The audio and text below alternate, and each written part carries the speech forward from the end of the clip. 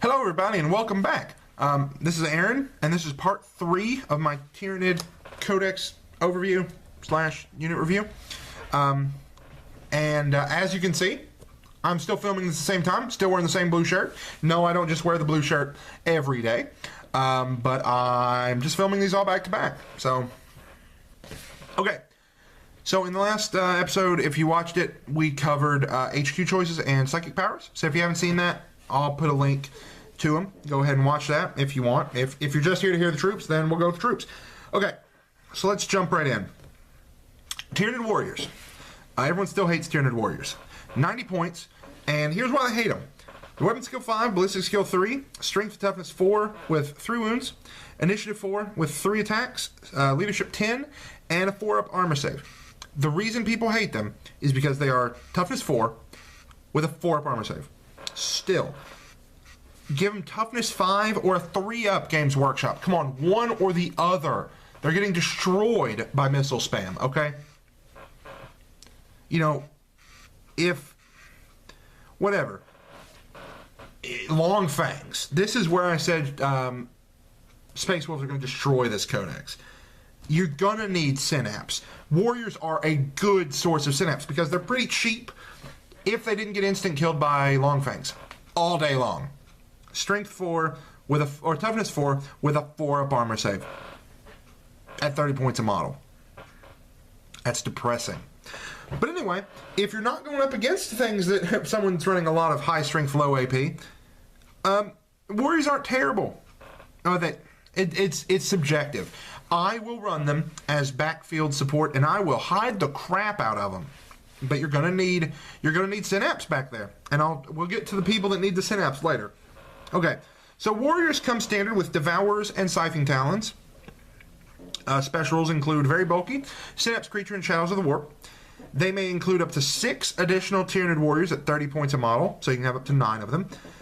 One model from the unit may take an item from the basic Biocannon list. So there for 10 points you can get either a Barbed Strangler or Venom Cannon. Any model may take items from basic bioweapons and melee bioweapons.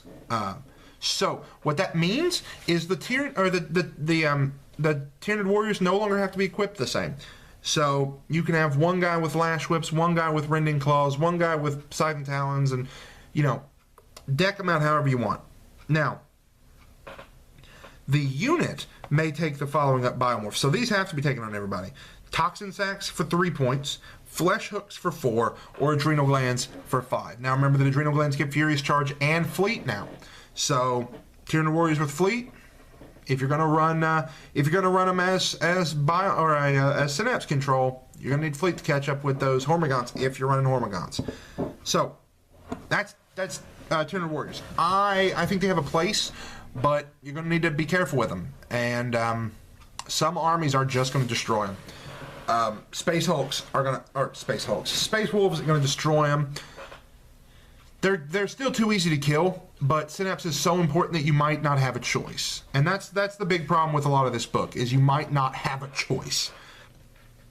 Anyway, Gene Stealers, the next disappointment. They didn't change at all. 70 points for 5, so 14 points a model.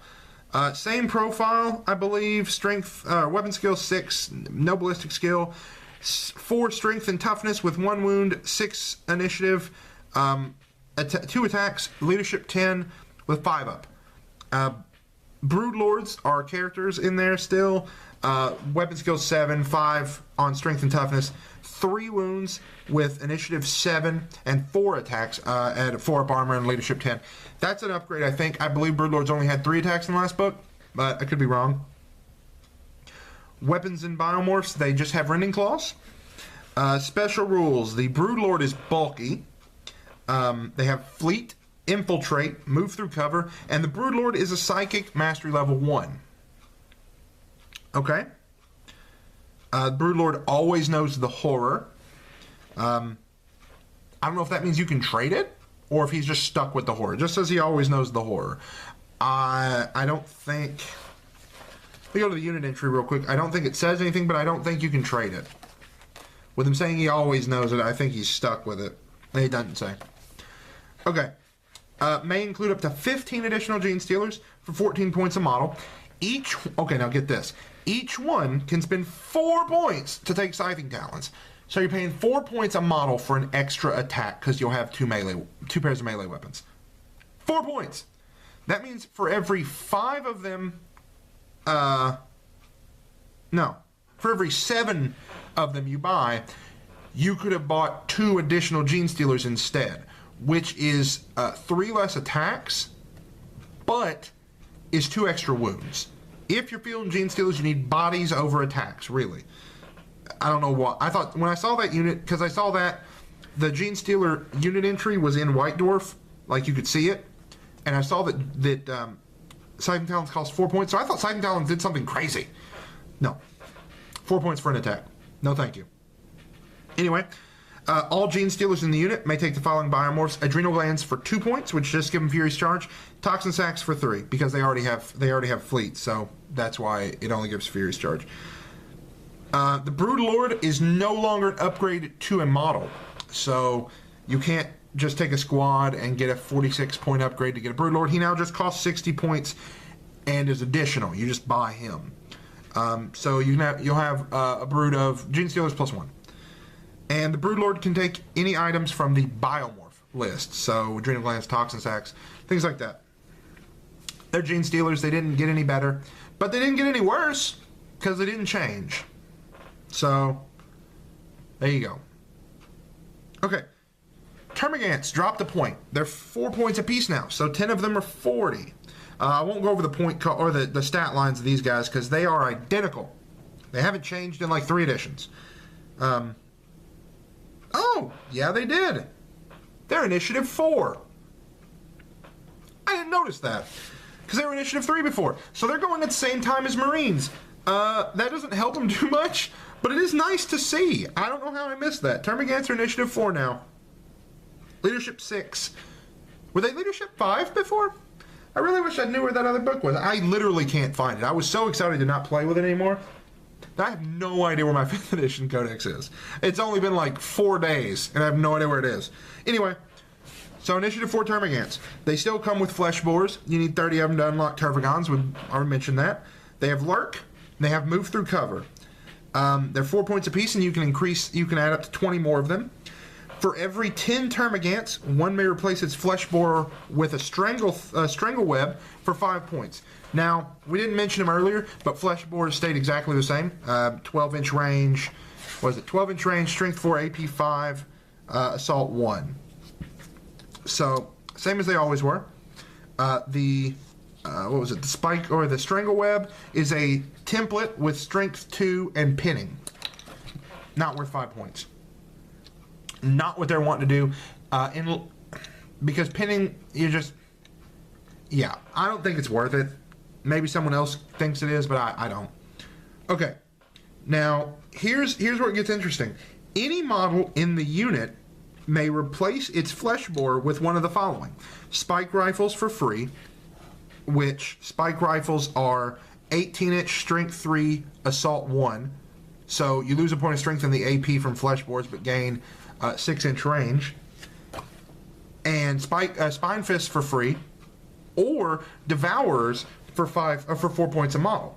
Now that's interesting. That means you can have a group of 30 Termagants, and you could have 10 with flesh boars, or 20 with flesh boars and 10 with devourers.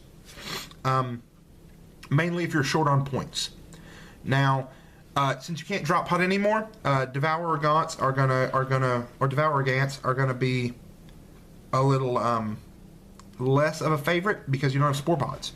But if they're camping in the back and something does get back to them, having those 10, you could have the 10 in the back basically have Devourers. But you could take spike rifles, so they all have 18-inch range. But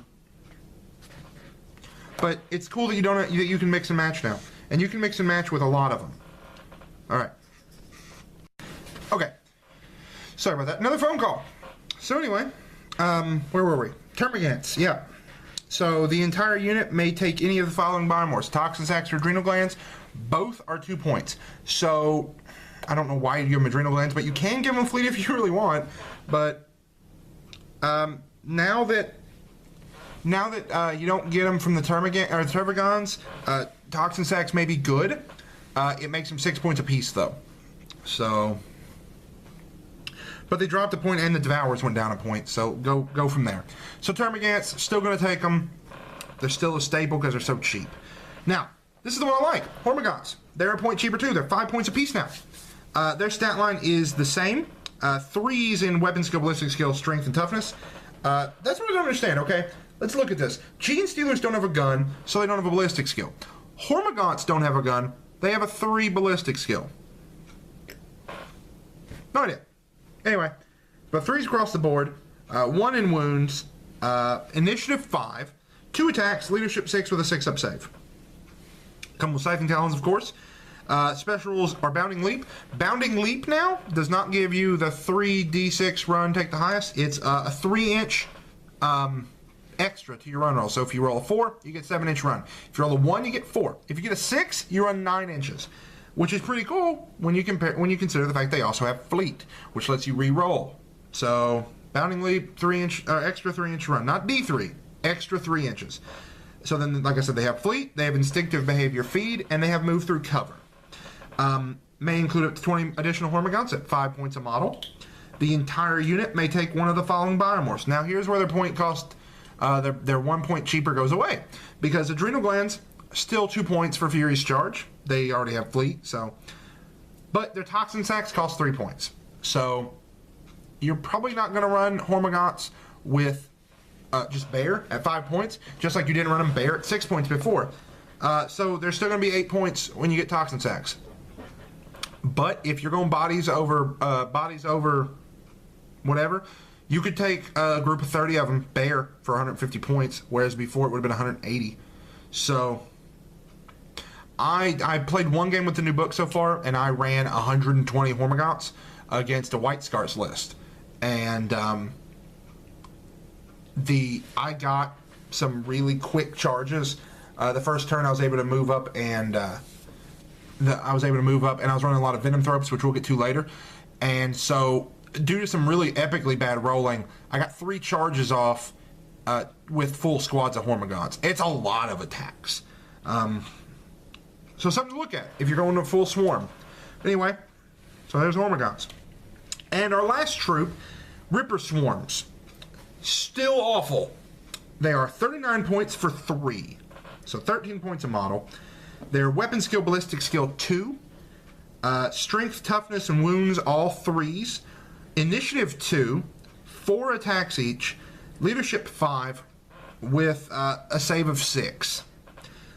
Special rules include Fearless, Swarms, and Instinctive Behavior Feed. Remember that Swarms cannot hold objectives. So you may include up to 6 additional Ripper Swarms at 13 points a model. The entire unit may take Spine Fists for 4 points, but their ballistic skill 2, they're twin linked, and they have 4 shots each. But still, 17 points for Rippers with Spine Fists. The entire unit, now here's where it gets stupid.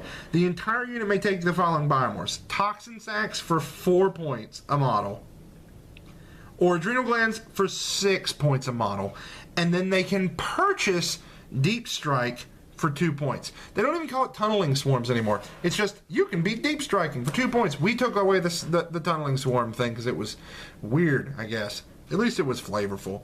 But yeah, so there's Ripper Swarms. I'll never take them, and I've got, I think, 30 bases of them just because I've got so many. And I cheat. I put 3 Rippers on a base, just kind of spread it out. But yeah, I've got like 30 bases of Rippers, and I'll never field any of them. So there are troops. I'm liking Hormagaunts. I'm liking Termagants because you have to. And I don't necessarily like Tyranid Warriors, but I think you have to take them. At least one brood to kind of babysit Biovores and Exocrines and things like that, which we'll get to later. So that is troops. Also, Gene Stealers, I think, are a lot of fun if you're playing Zone Mortalis. If you haven't played Zone Mortalis yet, it's a Forge World game type, in which, kind of like Space Hulk, if you ever saw the Space Hulk board game from a couple years back, and well, 3rd edition was a couple years back. There's also a computer game, but it's enclosed. Gene Stealers aren't getting picked off from such a far distance. They're really fun in Zone Mortalis, but in regular games, no thank you. So there it is. There's troops.